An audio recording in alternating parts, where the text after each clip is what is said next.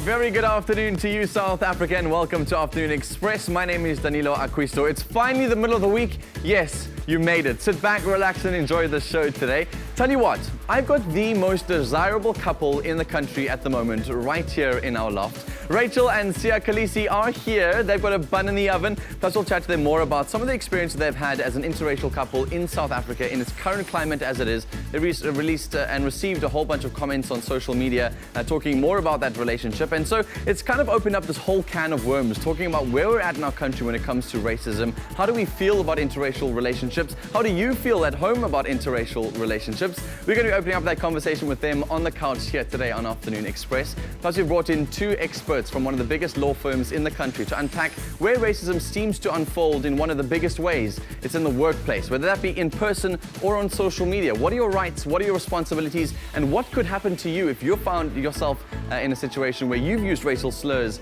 at work or perhaps on social media too? This conversation is going to, I'm pretty sure, turn heads and get you guys all on your mobile devices. So I cannot wait to host it with you at home. Welcome to the show. Bonnie's also on standby in the kitchen. Absolutely. Welcome to your favorite kitchen in TV land. We do have more buns in the oven, it looks like, huh? Because I'm seeing some chocolate here, and I think I'm aptly dressed for it. I think so. Pink and chocolate and gold. Ooh, nice. What are we making? So we're going to help you ease through the rest of the week with a beautiful dessert. It's called a chocolate fondant pudding. Could have done it a little individual one, but today we just want to share. We'd make a big one. And we're going to find out why we need this bottle in the kitchen as well. I saw that just before we went live, and I thought, should I throw that out of the shot? What's going on? Why is that bottle there? It's part of the recipe. Can't wait to find out. Let's join our first guest with Danilo on the couch. So if you're anything like me, the year of 2017 has been a pretty hard year, but this man that's on the couch with me right now has had one incredible year, that is 2017. And not only has he achieved the milestone of becoming a captain of the Stormers rugby team, but soon he'll be welcoming a daughter into the world. And he is set to launch his own alternative men's underwear range, which I'm pretty sure you're at home hoping he will model. Joining us on the couch now is the formidable and inspiring Kolisi. Welcome to our loft. Thank you so much, I appreciate it. Do you feel uncomfortable sitting on a couch without a ball in your hand? No, I'm good. I feel very comfortable, actually. I prefer not having the ball in my hand. Good stuff. Yeah, it's nice to take a bit of a break from that. Yeah, I know. So today has been weird for me. Me and my wife has been doing lots of TV and shoots and all that kind of stuff. So something different and something we've never done together before. Well, thank you so much for making the time to come and chat to us about this, because it's going to be such an interesting topic to unfold. And I think it's really important for us to understand who you are as an individual, as well as who Rachel is as an individual, before we start having these conversations together. So let's first begin with growing up. I mean, where did you first fall in love with rugby? Where did you grow up? I grew up in PE in a township called Zwide. I started playing rugby when I was about 7, I think. My dad and my grandfathers played rugby. Just at high school or professionally? No, they played, I think, I've never seen them play, so they just played club rugby. That's the most they've got into. Right. And then falling in love with rugby must have been like a long journey for you over a long period of time. And I mean, I've interviewed a lot of youngsters who grew up in communities where there is, poverty, drugs, gangsterism, all that sort of stuff. And a lot of them really struggle to find themselves an avenue to break out of those sort of spaces. And you managed to stay focused enough to do that. What was your journey like? Yeah, well, it was tough at the beginning because obviously all my mates were kind of heading the wrong direction, but I started playing soccer. I wasn't good at it, but I loved soccer. I sucked at soccer. I couldn't even keep the ball straight. So then I started playing rugby, and I started going to training every day after school. So that was actually my escape route. Where are your friends now? Some of them are driving buses. A couple of them passed away. Some of them obviously still using the stuff that we were using when they were younger. So that kind of freaks me out a little bit. I always wonder what would have happened if I didn't play rugby. Sure. Yeah. It's almost like a saving grace for you in a small way. So what would be your message to young people who are in those environments too, who are also looking for a way out, who perhaps are addicted to things that they probably shouldn't be addicted to? I don't know. I just think you gotta look outside where you're at. I know it's tough. You can't be looking at the people around you to try and motivate yourself. And you gotta have a dream. You gotta wanna be somebody one day, and you gotta do everything you can to achieve that and not let anyone tell you that you can't be, not even your parents. Sometimes your parents are the negative ones. Sure. So, yeah, you just got to find a goal and fight for it. It's true, and go for it. Yeah. I mean, let's talk about the highlights and the big successes in your rugby career so far. I mean, 2013 was a huge year. Yeah. Not only was it your debut playing for the Springboks, but you were also man of the match at the same game. Yeah. Plus, it was also Father's Day. Plus, it was your birthday. It was a huge day for you. Yeah. Describe some of the emotions and things that were going on that day. To be quite honest, it was... I can't explain how emotional I was that day, especially because it was my dad. He was there, and the next day was Father's Day. It was the first time he's ever seen me play a rugby game, so wow. It was huge for me. And it was my birthday. I didn't worry about that too much. Just having my dad there and playing my first game was enough motivation. I still remember the 5th minute, somebody went down and they asked me to come on. They said, warm up. I said, I don't need to warm up, I'm ready. I'm ready. So, yeah. I've been warming up my whole life for this moment. Yeah. So I'd been waiting long for that opportunity. So, and the coach just made it easy. He just says, just do what you do best, and that's all I did. For somebody who's never been in like a sports person like myself and never managed to make it, what is that environment like playing for a national team and representing your country on such huge platforms like that? I think it's a toughest thing ever to do, but at the same time, it's the best thing ever. A lot of people love the pressure, and I'm one of those people. I love the pressure. So, and knowing that you're representing the whole country and your teammates, but you gotta make it small, man. You gotta think about, I'm representing my family, my teammates, and my coach. If you think too much about representing the whole country, then it's too much pressure. I think you gotta break it down slowly and not put that much pressure on yourself. You're one of those guys who's really fallen in love with the craft, so you really want to say, like, I want to produce the best game of rugby. I'm not in it to say, like, oh, look at me, I'm representing the country. I really want to produce the best game of rugby that I can do. And if I can do that, I can produce a better one tomorrow and a better one tomorrow. And I think that's why you were selected, obviously, as captain of the Stormers. And do you know that you're playing a huge role in changing the dynamic of South African rugby by being the first black South African captain of the Stormers? I actually never thought about it that way, but after a while, I did sit and think, and I'm like, you know what, this is something like very important, something huge for the country. To feel like, think about the people, the kids in Langa or my township, now they can look up and say, you know what, I can also be a Stormers captain because of a guy like me. If see I can do it, I can also do it. And obviously I have to perform. That's the most important thing for me. Being captain is not just about being talking. You gotta lead, and I don't talk a lot. I tell the guys they must just do like the way I do as well. So it's a lot of pressure for me. First and foremost, I just want to play well and obviously inspire as many kids as I can. So what is it that motivates you? Because you're mentioning all of these things, which sounds like it comes quite naturally to you. There's no ego involved in it. It's just a pure desire to be a better version of yourself, to be a more humble version of yourself, and to be a better rugby player. Yeah. What motivates that? Where I come from, obviously, my family back at home in PE, my family that I have with me, my wife and my brother and sister. My brother and sister, like they've been away from me for about 7 years. Then we found them again, and now I've adopted them. So I don't want them. I want them to live the way I live, basically, or I want them to see me as one of their role models. I want them to look outside. So I gotta make sure that I do everything I can to make sure that they're proud when they look at me. Yeah.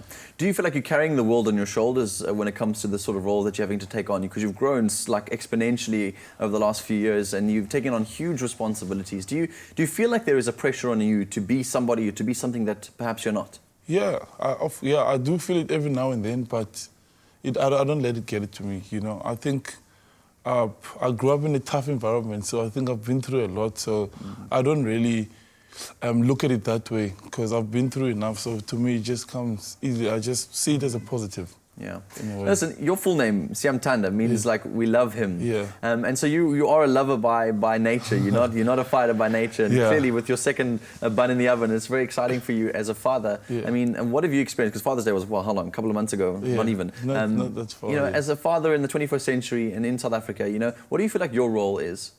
My wife. She basically runs the house and everything, but she wants me to be a present father. Obviously, like that's what I want to be as well. I don't want to be a father just by name. Oh, he's my father. I want to be there all the time because I didn't have that kind of experience with my dad. So that's something I want to change for my generation, for the next generation. I want to be present for my son, obviously my brother and sister, because I've kind of taken the role of being their parent. So that's what I want to be, and that's the kind of parents we want to be, myself and my wife. And so far, it's going well here. It has been, absolutely it has been. I cannot wait to get Rachel on the couch and chat with you two together to find out how that relationship is going. But let's move back to rugby quickly. I just want to leave one question with you, just in terms of where rugby is at the moment. I mean, they're always in the press, the organisation's always in the press about where we're moving with rugby with regards to transformation. What are your thoughts on where rugby is in South Africa at the moment? I think we're actually doing quite well. We have enough good black players in South Africa, to be quite honest. I'm not a big fan of forcing people into the team just because of their skin colour. I want to be picked because I'm good enough, but I think transformation is needed, and I think it's needed especially in junior level. We need to be prepared to be pushed into Springbok and Super Rugby things. You can't just put us there, then you basically putting us there for failure because we're not prepared. We don't have the equipment, all that kind of stuff, because we're from the poor area, you know what I mean? So we need to be given all that stuff in junior schools already so that we can play against the privileged school, and then we get better and better. And there's hope. Yeah, 100%. There's so much hope. I mean, there's a lot of players that the young kids can look up to, you know? But I don't play to be looked at. I don't want to only inspire black kids. I want to inspire white kids ever. You want to play a good game of rugby, for everybody. It's not about colour for me. It's about inspiring every single kid. Yeah. You've got an incredible mind, and I mean, you are paving the way for a lot of South Africans in terms of, first of all, humility, and second of all, brilliance in sport, and dedicating yourself wholeheartedly to what you do. So thanks for coming to join us today. I'm so excited to continue this chat. We've gotten to know the man behind the rugby ball, but after the break, we meet the woman who tamed him. Sia joins us along with his wife, Rachel, after the break.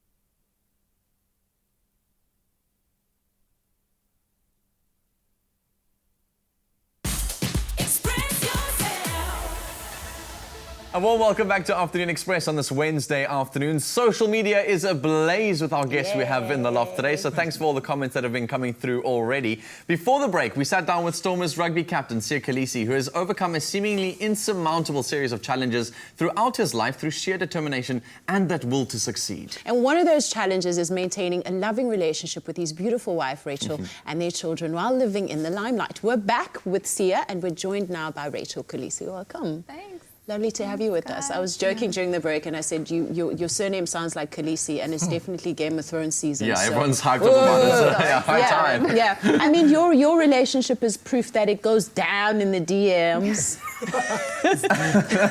Tell us about that DM action. I was actually telling someone about it a little bit earlier. They asked like how we met and stuff, and I said, that we met at a dinner, but I didn't really like him, and I invited him on Facebook because at that point I was inviting everyone that I met, and then he inboxed me, hey. And I was like, don't come here with your little hey. Hey, what do you want? Yeah. What hey? I had nothing else to say. That's all I can say. His game wasn't strong there at all. Yeah. Did his game improve? And then he just... Definitely, we became really good friends, which worked in his favor for sure. And then, obviously we're here now, so... Absolutely. Which is history. Absolutely. Sure. So relationships that start online are really interesting. A lot of people always find that it's a tough space to navigate, but you guys managed to have a lot of conversations online, and then the meetup started happening, and then you guys became friends, and you guys are basically on the fourth kid later, well, two together, but obviously like your fourth child you guys are looking after together, and it's been such a beautiful relationship so far. Do you feel pressure on yourselves to live out some kind of fairy tale relationship? Definitely not. No, it all comes really natural, and I think Sia and I have always tried to keep it very real, like but with ourselves and with everybody else. So, even on our social media and stuff, you'll very, very seldom find, that we pretentious or anything like that. Always try to have a laugh about stuff and just keep it nice and down to earth and real. And obviously you went through some rocky times when some people decided that they had a lot to say about your relationship and you guys being in an interracial relationship. And how did you experience that? What was going on daily in your minds and the conversations that were happening around you?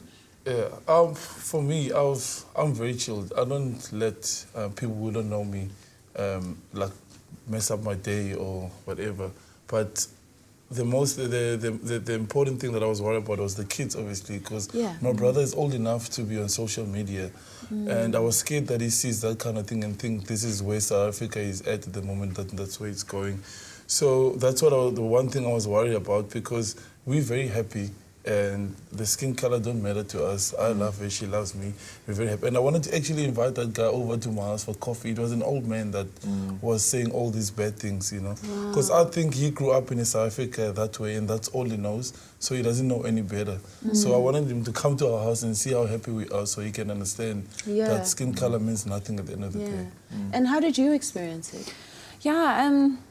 It was something different, but I think the important thing is just not to get it, like it can't get too much in your head. You have to just allow like people to have their opinions, which they will, which is their opinions. But I mean, at the end of the day, we're not going to sit there and be like, oh, love is so horrible and sad, because people have these crazy opinions, and it's not something you can relate to as well, because if you've moved beyond that point, like it's not something you can sit and be like, I understand where they're coming from and stuff, you don't relate to it at all. It's just ignorance. So explain to me how you cope with that. So what do you do? So a racist tweet comes in or someone says something to you on social media. Well, you seem to respond quite a lot to those comments. Yeah, so I never respond to the people, but I always try to think of which ways? Yeah, just to have everybody to just relax and like have a laugh. Because actually, when I let people know that I was pregnant again, someone was screenshotting me like these comments, obviously coming up again and stuff.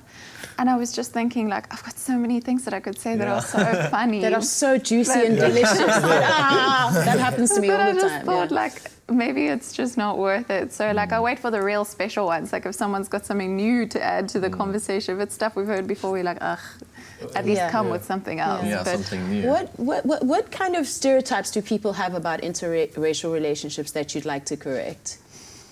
That girls are gold diggers. Oh wow. That's a pretty active one.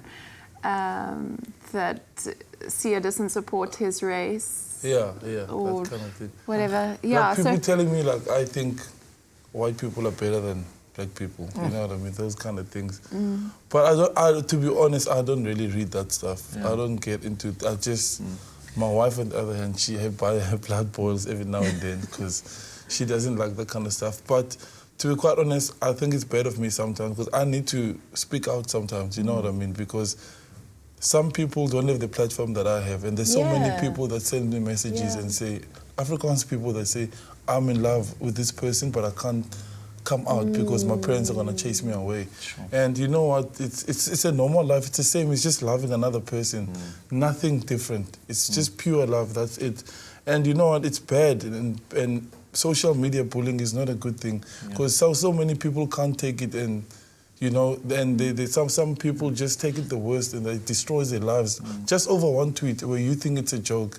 And we as well, we're seen as celebrities and stuff. We're not super. We also have feelings.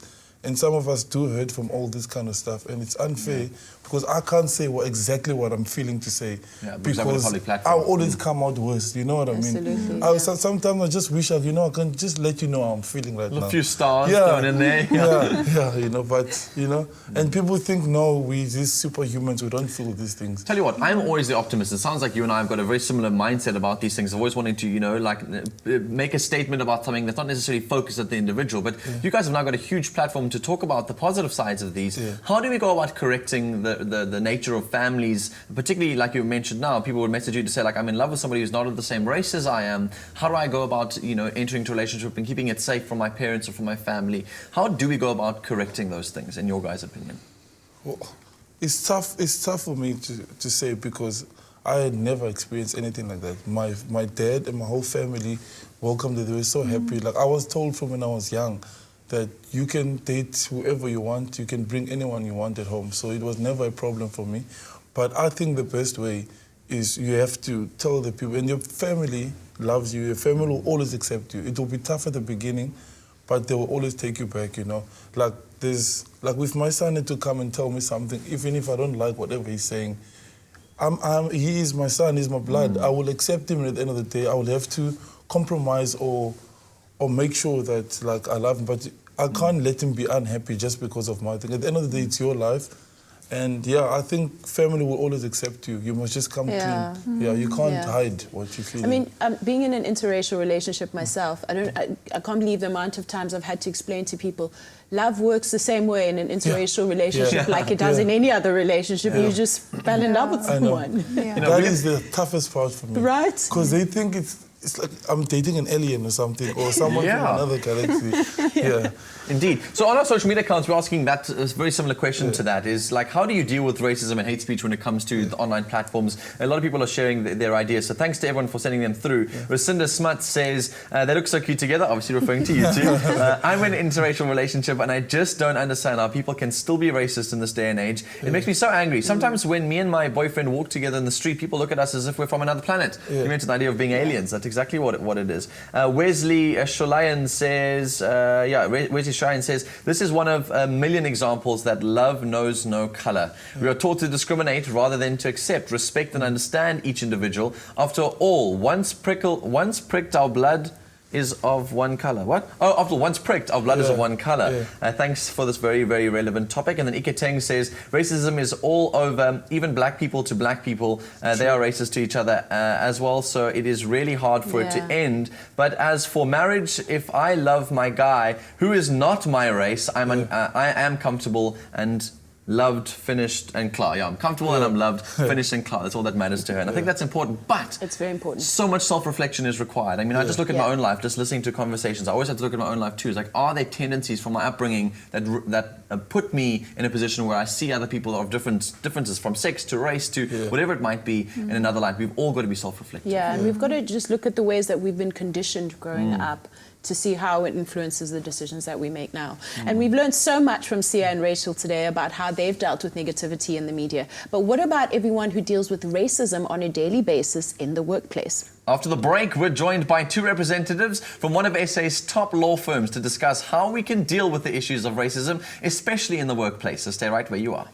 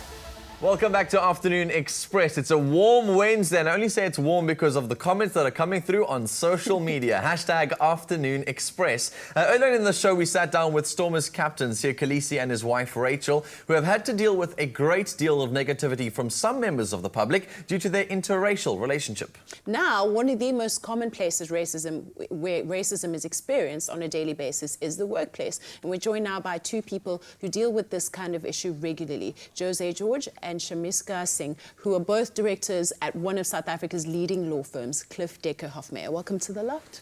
Hi, Thank guys. you, Bonnie. Yeah. So what is the difference between racism and discrimination? Racism is a form of discrimination. Discrimination is legislated in terms of the Employment Equity Act. But racism really is a form of prejudice and intolerance based on the belief that races are different. So some people believe their race is superior and others are inferior. And there's prejudice perpetuated against somebody else based on their skin color, for example. Right. So is there a difference between that and preference? So, I mean, I made this as a slight divergent of the question, so please ignore it if it is. But to understand, people's like, I'm preferential towards, in terms of what I date and what I find attractive. Is there a difference between preferential treatment for your own personal beliefs, like what I prefer, and what I act on as believing my race to be superior?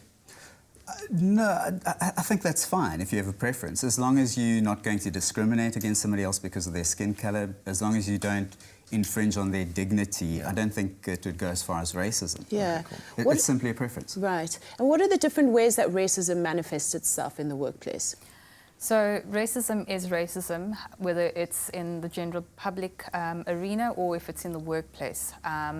And there are different forms, so either it is in the form of unfair discrimination, and there are legislative measures put in place, such as the Employment Equity Act, or it could be a form of misconduct where an employee makes derogatory statements either against co-employees, the employer, or even just in a general form. So that would be seen as a form of misconduct for which an employee can be disciplined and in most cases dismissed, depending on the severity of the misconduct. Okay. People obviously, like I'm asking myself this question, I'm sure you at home are asking very similar questions about this, is, you know, what happens if, like, I'm trying to decide whether my boss or somebody that I work with is being racist or not. I don't know where those lines are drawn. I don't know what the consequences are. I don't know all of that information. I'm trying to discern and distill for myself, like, what is racist and what's just me being offended by day-to-day activity. So let's get down to the nitty-gritties.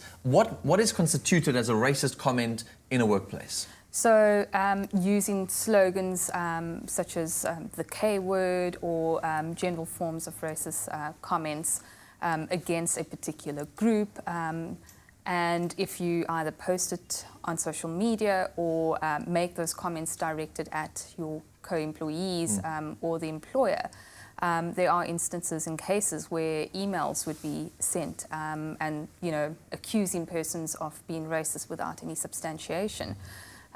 So it could be in the form of calling out somebody to be a racist, and that our courts have found is in fact in itself racist as well. So if you have no substantiation, and this is your only response or reaction to somebody perhaps trying to manage you, and you call them out to be racist, and you have no substantiation, and that in itself our courts have held is an offence as So it racist. reverses it, Yeah, says, like, so- actually, you're the racist. So I think what Sam's dealing with is the kind of overt racism, and that's easy and quite, you know, you have a disciplinary inquiry, you investigate the allegations. If it's been proved, generally, you know, it results in a dismissal. I think what's more difficult is the insidious forms of racism. Right. You know, I won't sit with you in the canteen because of your skin color. You know, how do you deal with that? How do you call Yeah, and how somebody do you out and, detect it? you know, can I have a disciplinary inquiry because you won't sit with me? You know, Yeah. Well, what's the answer? more- Well, I think the answer is the employer needs to educate the workplace. You know, and your workplace really should reflect what you want your society to look like. So try and integrate your workplace, try and get people to understand each other. Wow. So it's also useful if there are policies in place. Most companies also take a zero tolerance approach to racism in the workplace or inappropriate behavior. That's also useful to implement, but it's not sufficient to only just have the policy. You need to make people Implement it, aware yeah. of it, train them, like Jose said, you know, awareness training, sensitivity coaching perhaps. But as an employee, if you feel you've been affected, at least bring it to the attention of your employer or someone superior. I mean, there are provisions in our legislation where, in some cases of discrimination, employers can be taken to task and penalties imposed if they don't take action. But how can they take that action if they're not informed? Yeah. And then the next step would be for the employer to actually investigate these comments, find out if there's any merit to the complaint, and then implement the necessary disciplinary action, because you must also give the employee or the perpetrator an opportunity to explain themselves, because adverse action can be taken and it could lead to dismissal. Once the employee has perhaps spoken to their employer and brought it to their attention and still nothing is done or it's ignored, what can the employee do next? Well, just before we get to that point, the Employment Equity Act actually places obligations on the employer. So if the employer doesn't actually do anything, so let's say, for example, an employee says something racist in the workplace. Yeah, like Danilo says to me all the time. You never don't even say these I'm names. teasing. That's still on a national platform. Sure. Imagine, imagine. Danila's taking my business card, he's going to speak. So the employer is obliged to do something about that and to try and eliminate whatever the discrimination is. If the employer doesn't, that employee can actually take action against the employer, and penalties can be imposed against the employer. So, sorry, just come back to your question. I lost the track. That if the employer doesn't do anything about the complaint, what happens next? How can it be escalated? So there are two levels. Either you want to address the complaint against the person who perpetrated the misconduct. If there's a union involved, you can get the union involved. So you say the employer hasn't taken any action. Yes. You can go to the CCMA. The CCMA will deal with discrimination matters now. That's if you earn under the threshold. So the minister's imposed something called an earnings threshold.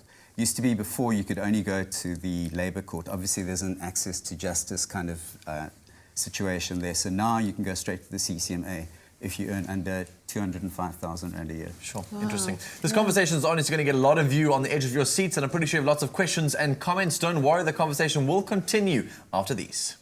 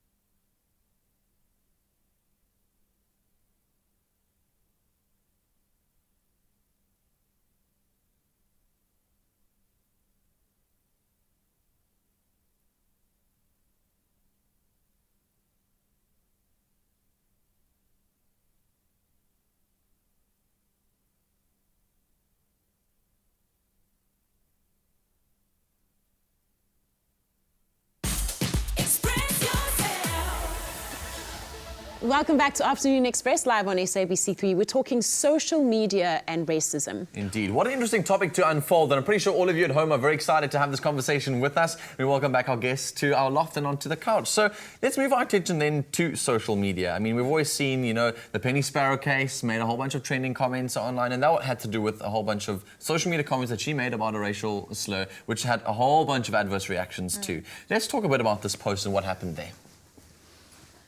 That is the Penny Sparrow case. I mean, so, you know, like posting something online that is racist, what implications can that have on my career as a whole?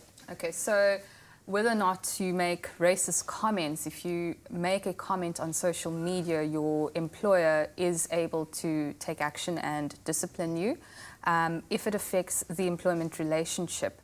So if it has an impact on breaking down the employment relationship, you can take steps against your employees for those comments.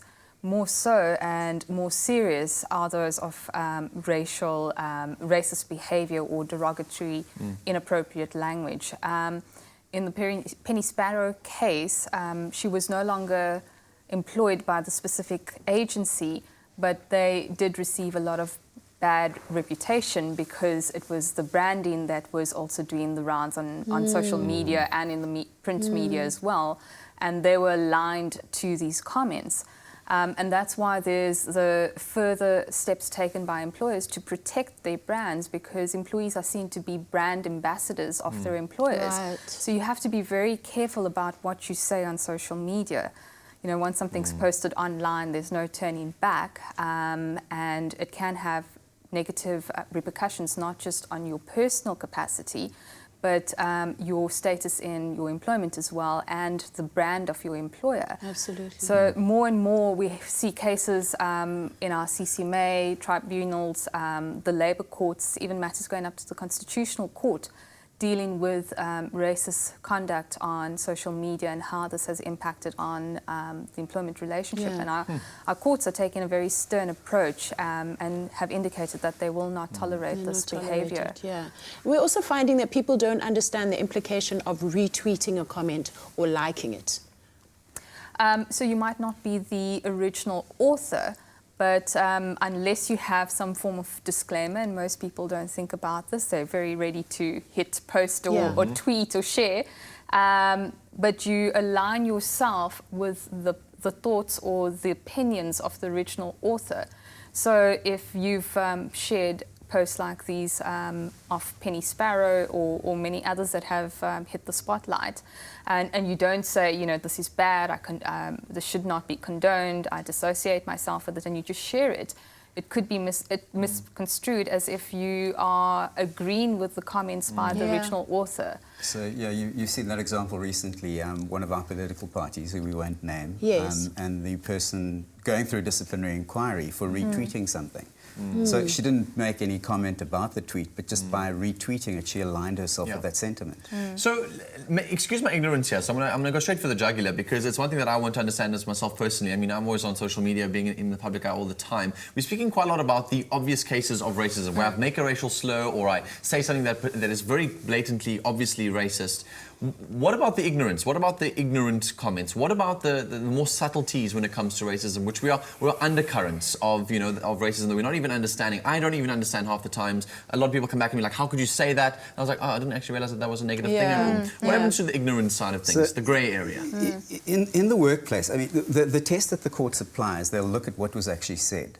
So you look at the context, what was said in the context that it was said in, and they'll determine then, was that racist? So there's an example, Swartman, for example, well, it can be a neutral term. It can also be quite a loaded term, depending on the context. So the courts will look at that, the context in which the comment was made, and then they'll also apply an objective test. So it's not, does my comment offend you, but is my comment within the context that it was said actually objectively racist, as an example? Also, the thing is, intent plays quite a large part. So if I just said something innocently and I didn't mean to offend you, you know, there may be some leeway for me to not be dismissed if I'm an employee. I think it's also, you know, there isn't one confined list of words that are derogatory or racist in nature and everyone should stick to that list, because it can be words that are arbitrarily used, but the way intentionality is also a big part of it. And the courts always look at intentionality, and I know that that's a big part of it. So I don't know how you're feeling at home. I don't know, maybe you're one of those people who are feeling like perhaps I could have said something racist, perhaps I need to relook at myself, perhaps you're one of those people who are experiencing this, and I hope you're going to take the right forms of action, because the courts are behind you. Companies should be behind you. Take action and do not allow this to happen in your workplace ever again. Absolutely. And after the break, we're in the kitchen with a delicious chocolate fondant, the perfect winter dessert. Don't go away. Nice break from the conversation. Yeah, nice.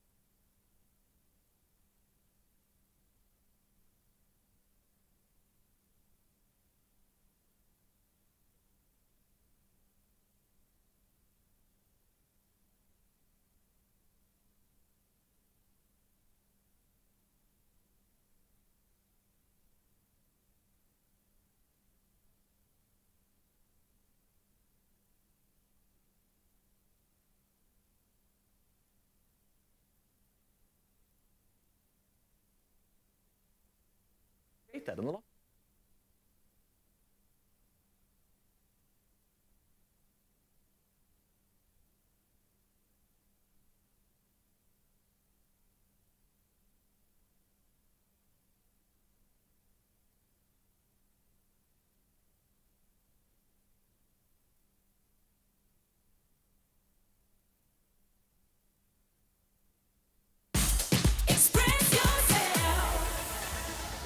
A warm welcome back to Afternoon Express on this Wednesday afternoon. I'm loving all the social media comments that are coming through so far. Loving seeing the photos that are being posted, all the love you're sharing for our guests in the loft today. Thank you, thank you, thank you. And it's another way for us to say thank you to you on the show. We make delicious food, and Grindig recently hosted 10 lucky viewers, you at home, to a private dinner hosted at the East Coast Radio Garden and Home Show. And the amazing culinary experience was led by our very own Afternoon Express's Clem Pedro, who treated the guests to a seared lamb sirloin in a curried sauce. How yum does that sound? He followed all of that up by a delicious chocolate fondant pudding with salted caramel sauce. And so we thought the best way to treat you today would be to recreate that.